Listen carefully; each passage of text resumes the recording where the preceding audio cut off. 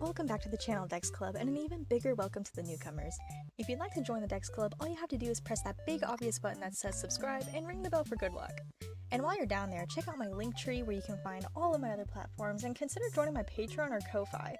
Through my Patreon, paid tiers start at just $1 a month, and you can get all sorts of perks for being a Dex Club exclusive member.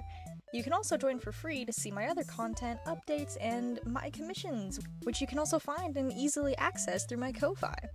My commissions are open, so be sure to shoot me a DM or an email if you're interested in having your OC, favorite character, or self-insert art commissioned by me. And they're affordable. Also be sure to join my Twitch where I stream every Tuesday at 8 PM Central.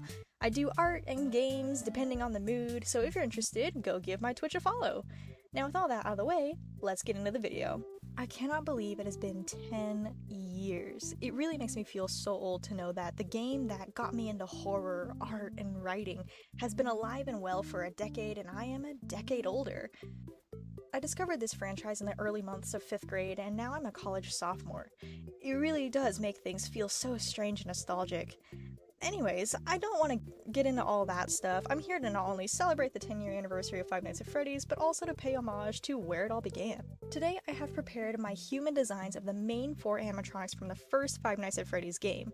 I did not include Golden Freddy because the model is literally just a huge shifted Freddy, so I could make the same argument for the human design as well as the whole lore and whatnot.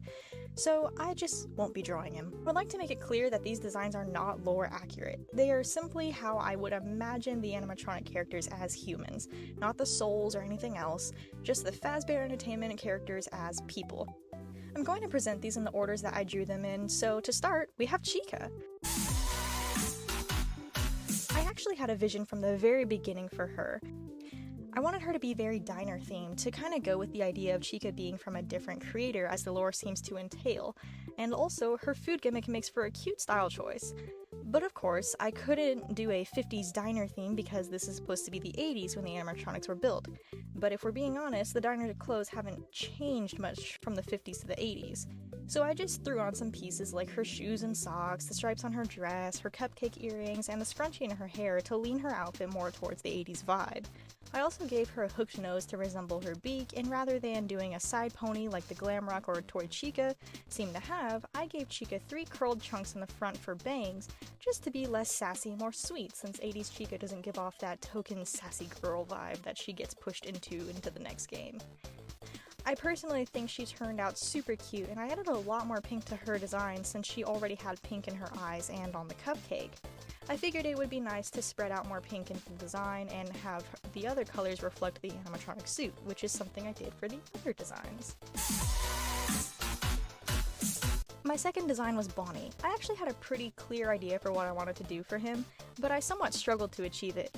Bonnie just gives off fun, weird friend of the group, and that means that his hair has to be eccentric, and so I began to formulate a plan to make him like a very enthusiastic Beatles type character with this blunt cut hair at his jaw with puffy bits to act as pigtails that represent his rabbit ears without being too obvious.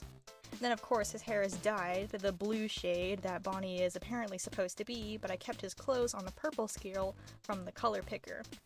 I wanted him to have a longer face since he does have a bit of a large muzzle for a rabbit, and then of course I gave him a tooth gap.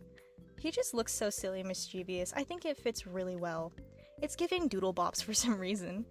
Although, with how dark his purples and blues are, I decided a more caramel tone for his skin would look so much better than pale, because otherwise he would be so washed out and almost sickly looking. I didn't want a pale Bonnie, but Toy Bonnie could work as pale since the blues are so much lighter. Anyways, I struggled with his pants because I loved his pants being the same color as his vest, but it made more sense with the color matching trend I was doing to have his pants be the same color as the animatronic's legs, and then of course red shoes and a red belt for accents since the bow tie is red. Bonnie is my favorite Five Nights at Freddy's character, and I can say the same for this design. I just love how unique he looks. Now you can't have the Fazbear crew without Mr. Faz himself. I really shouldn't have to explain this one. I was trying to go for a Prince Naveen look with this one, and I think I succeeded. I wanted him to look classy and confident, like the leader of the group should be. I originally planned to have him wear gloves, but I figured that was too much since I broke the color matching rule just a little for him. You see, I wanted his pants to match his vest just like Bonnie, but it just did not look good, and the black pants not only looked better, but they fit that ringmaster vibe that I was going for. So I gave in and just made the pants black. I think he looks like a total sweetie who can get stuff done when it needs to get done, you know? And finally, we have Foxy. This one is actually kind of silly. I always pictured Foxy to be the shortest one in the group for some reason. Short Foxy is my favorite headcanon, so I, of course, made him short. I wanted him to be a wild, high-energy ginger, so I gave him lots of hair, Captain Hook-style mustache, sharp features, and pointy nose and prosthetic legs. Since Foxy is out of commission in the game and he had exposed legs, I figured both of his legs could be these detachable metal legs with built-on heels to make him just a little taller. And I know Foxy has an exposed hand, but I felt like the hook and legs were plenty to get the point across. Once again, we had color matching and I added this dark red to add some variety in the coloring since just the single medium red felt bland and it overstayed its welcome. I also added ruffles and a belt, along with some wear and tear on his coat to reflect the tears on his animatronic suit. In terms of dynamics and shape language, Foxy is my favorite. He has a very strong design, and despite being a pirate, I think he fits right in with the Fazbear gang. And to address the hat argument, I didn't want to give him a hat because I already did so much for the hair to act as his ears and fur, and so I added the coat to be his quote-unquote captain attire, rather than relying on a hat to show off that title. I had such a fun time making these. Turning FNAF into humans has always been around, and I remember being obsessed with the idea back in 2015. So I figured doing this trend myself all these years later would be a good way to celebrate the 10-year anniversary. Also, if you're a paid member to my Patreon, you already know that I have more to celebrate this anniversary this month. So for all of you who have made it this far into the video, why don't you subscribe to my paid tiers? They're $1 a month, and you can get all sorts of great perks, and also, be sure to subscribe and ring the bell so you can see what else I have planned for this month for FNAF, because I am personally very excited for what I have to share.